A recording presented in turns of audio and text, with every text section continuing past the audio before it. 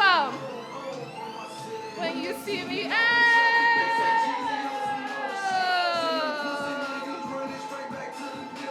Are you an entrepreneur looking to put yourself on the map by expanding your reach, your impact, and ultimately expanding your revenue?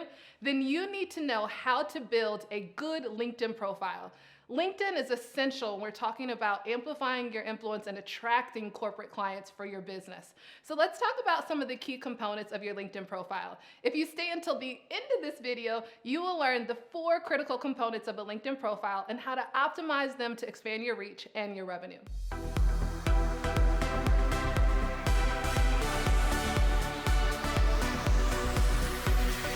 I'm LizJSimpson, a top 15 LinkedIn sales influencer and creator of the Big Money Movement, where we help women entrepreneurs from all over the globe to consistently close 6-figure corporate clients, especially leveraging what I call my MVP, which is LinkedIn.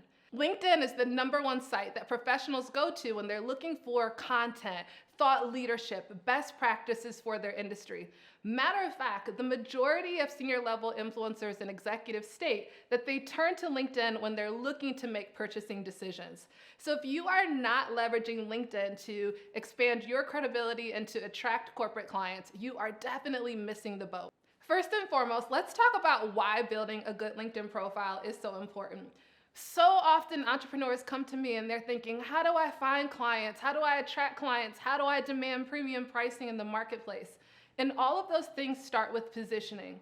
One of the fundamentals of marketing is to understand where your market is. Where are your ideal buyers? Where do they spend their time? What does their buyer's journey look like? One of my favorite references of this is David A. Fields and what he calls right side up thinking. Right side up thinking is where you stop thinking about yourself and your expertise and your needs, and instead you think about your buyer. When your buyer is looking to make a purchasing decision, where do they go? Where do they spend their time? What type of content do they consume? So if we adopt right side up thinking and we think about the buyer, what we know is that 80% of business-to-business leads are sourced through LinkedIn. And furthermore, when executives are looking to make a purchasing decision, what do?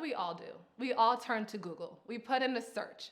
And LinkedIn is one of the top indexing sites with Google, which is just a fancy way of saying that when you go to put a search keyword in Google, if there's content that matches on LinkedIn, your LinkedIn profile is going to be one of the top results. Anytime that I'm doing a training with entrepreneurs, one of the things I challenge them to do is to Google their name. Do it quickly, but don't leave my video for long. But Google your name, see what shows up. Odds are your LinkedIn profile is going to be one of the top results that shows up. And that's without you really putting any effort into place. So consider, if someone is Googling me, if someone refers a client to me, if someone's searching a keyword that brings them to my solution, and my LinkedIn profile shows up, is my LinkedIn profile attracting or repelling opportunities? If my buyer goes to my LinkedIn profile, is it giving them the information they need to trigger a buying decision? Is it creating intrigue or curiosity for them to want to take the next step with me? Or does it look like I'm a generalist who's not really a thought leader and someone who doesn't create results? How we show up matters, right? We're trying to put ourselves on the map in the words of Jeezy, right? So let's talk about how to build that LinkedIn profile. If someone Googles you and they go to your LinkedIn profile, one of the first things they're going to see is what I call the top of the fold. When you think of the top of the fold, it is that first glimpse that they see. And what we know about human psychology is that humans normally take a 3-second glance at your LinkedIn profile before they decide if they like the first impression or if they're going to move on to the next profile. So you want to make sure that first glance positions you as a credible thought leader. All right, let's talk about that top of the fold. First is your profile image. I feel like I shouldn't even have to say this, but like have a professional profile image, you know? We don't trust anyone that doesn't have an image there. So just make sure that you've taken a current relevant headshot that puts your brand in the best light, right? So just make sure that you have a professional profile image. Second is the cover banner. So when you go to your LinkedIn profile, you want to make sure you don't have that default blue background and you want to maximize that space. I call that cover banner prime real estate because when I take a quick glance at your LinkedIn profile, I see this huge cover banner, a small profile image, and a headline. So if you optimize the space in your cover banner, that's how you can really position yourself as a thought leader in the eyes of your buyer. Here's some considerations for your cover banner. Consider social proof. Are there any major logos that you've worked with? Are there any awards or distinctions that you've won that you can position there? Are you a speaker? Do you have an image of you in front of a large crowd offering your thought leadership? Do you have a call to action? Maybe you just dropped a book, or maybe you have this amazing lead magnet that you want to direct traffic to. Make sure you optimize that cover banner to position that information to your buyer immediately. Now, when we talk about the top of the fold, the most important part is your headline. Your headline is one of the most SEO-rich sections of your LinkedIn profile. That's just a fancy way of saying the words that you use in that headline can help you to attract more traffic to your profile. So think about when my buyer is looking for who the service provider is or who the solution provider is that they want to work with, what are some of the phrases or words that they might use?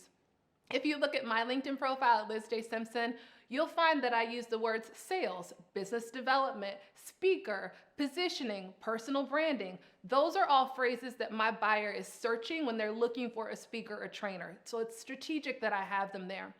If you're looking for a framework to help you with that headline, I often teach my clients, I help X do Y through Z. X is your audience, your ideal client profile. So I help manufacturers do Y, and Y is the outcome or the transformation that you create for your client. So I help manufacturing firms accelerate revenue. And then through Z is your service offering. So literally, what is it that you do? So I help manufacturing firms accelerate revenue through business development training. And that normally is an easy framework that you can start with that'll help you develop a really SEO-rich headline. All right, so that's the top of the fold.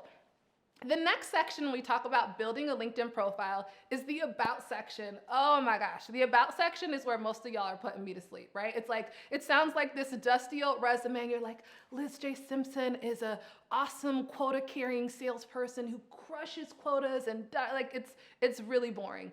And it's talking about yourself in third person and you are the hero of your story. What we know about buyer psychology is it's kind of like Janet Jackson, like, what have you done for me lately? We want to know what's in it for me. So when I'm reading your About section, as the buyer, I want to be the hero in that About section. I want you to tell a story that puts me front and center and shows me how you can help me in my time of need to help me to achieve my desired outcomes. So when you think about your About section, make sure, one, that it's in first person. Simon Sinek says, we don't buy what people do, we buy why they do it. That's why personal branding is so big and so rich in today's day and age. So when you speak in first person, you're just creating this connection with your audience and you're humanizing the process along the way. Then think about your About section of telling the story. Tell the story of the status quo of your buyer. The status quo is business as usual. When we're talking about serving businesses or serving corporate clients, your greatest competitor is not the other, consultant down the street. Your greatest competitor is business as usual. It takes so much to institute change within an organization that oftentimes they would rather stay on the path they're on, even if that path is leading them to destruction, than they would deal with the change management involved in changing their strategy. So in that story, you really want to hit on just the emotional impact of their status quo, what business as usual looks like, the problems that they're dealing with, the gaps that they have, and you want to quantify it. How is the path that they're on impacting their business, their productivity, their profitability, their efficiencies, their people, their talent, their culture, right? So tell that story, and then in that story, make them the hero and talk about how you can help them achieve their desired outcome. All right, one more piece to building a really great LinkedIn profile, a money-making LinkedIn profile, right? Because that's what we're really trying to do. That last section is the experience section. That's another missed opportunity for so many entrepreneurs on LinkedIn. Normally people treat their experience section as like a resume. Once again, it just shows the places that they've worked with in the past, the companies they've worked for, what their job role was. But for you, because you're making a money-making LinkedIn profile, you want your experience section to read like a menu of services. Harvard Business Review did a study and they showed that buyers are 62% more likely to buy when you make the buying process as simple and easy as possible, right? So what we don't want to do is drive all of this traffic, attract all of this traffic to this really rich money-making LinkedIn profile, and then send them on 20 different links and risk the chance of losing the sale because we're directing them so many other places. What we want to do instead is think about, what does the buyer's journey look like, and how do we give them everything that they need to make a buying decision on our LinkedIn profile? This is why you want it to read like a menu of services, because right there in your experience section, you can say we offer consulting, speaking, training. You can have the value proposition listed for each of those services. You can have testimonials and social proof listed under each of those services, as well as a call to action. So you want to make it evident right there in your LinkedIn profile, specifically, literally what it is that you do for clients and how they can take the next step with you. Those are the 4 keys to really building a money-making, really great LinkedIn profile. And listen, this is just step 1, right? Like, this is the foundation of just making sure that our LinkedIn profile is set up to attract business. Now what you want to do is you want to know how to be effective on B2B marketing on LinkedIn. So make sure you click the next video where we'll dive a little bit deeper for how to effectively market leveraging your LinkedIn profile. Let's keep making big money moves together, because I'm still collecting my coins while I'm helping you get yours. This is LizJSimpson from the Big Money Movement, where we empower women entrepreneurs to consistently land 6-figure corporate clients, and I will see you in the next video. Put on. Here comes that video. I know you see it. I know you see it. Click, click, click, click right here. It's going to win.